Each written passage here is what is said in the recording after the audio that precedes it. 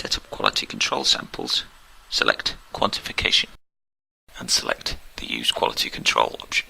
A new page now appears in the method parameters. Go to Quality Control.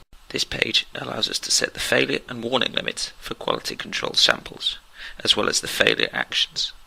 Let's start by setting our blank tests. Click on the Edit Detection Limits button. In this menu, we enter the method detection limits for each element. I will set them as 0.05 parts per million for all wavelengths. When everything is correct, press Close. The warning and failure limits can now be set and are derived by multiplying the detection limits we just set. So here, a CCV sample is deemed a failure when its measured concentration is more than 2 times the detection limit, in this case greater than 0.1 ppm. A warning would be a concentration between 1 and 2 times the detection limit, in this case between 0.05 and 0.1 ppm. By moving to a different blank test, we can see that the limits can be varied from different sample types. Now let's look at the calibration verification tests. Here we can set the low and high warning and failure limits expressed as percentage recoveries of the sample concentrations. I will set the failure limits as plus and minus 20% and the warning limits as plus and minus 10%.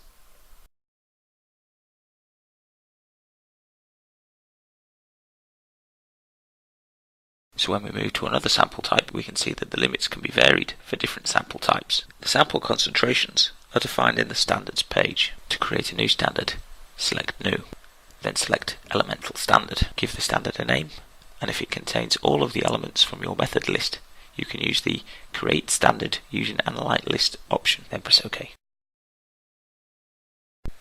Now enter the element concentrations.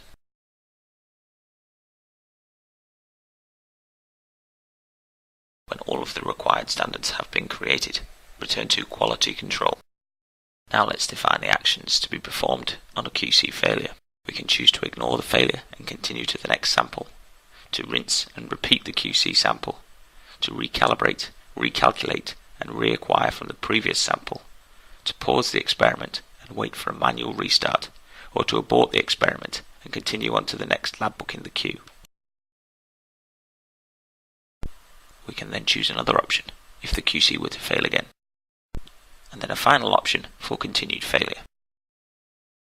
If a QC sample were to fail with these settings, firstly a rinse would be performed and the sample reanalyzed. If this were also to fail, a calibration would be performed and the repeated test recalculated against it. If this continued to fail, the instrument would abort the experiment and move on to the next lab book in the scheduler queue. There are several other types of quality control samples and limits that can be set. Let's have a look at the regression coefficient verification, or RCV. Here we can set warning and failure limits for the R-squared regression coefficient calculated from the calibration plot. I will set the warning limits as 0.999 and the failure limits as 0.995. The relative stability verification, or RSV, for the relative standard deviation of the repeats of samples, measured in either concentration, intensity, or both. In internal standard test, or IST, low and high warning and failure limits can be set for the recoveries of internal standards. To add QCs to our sample list, go to Sample List. Click Add to add samples to the list. Label the samples. I will add a continuing calibration blank, or CCB, and a continuing calibration verification, or CCV. For both samples, set the sample type as QC. For calibration verification tests, we must assign which standard the sample is made from. In this case, we will use the CCV standard we created earlier.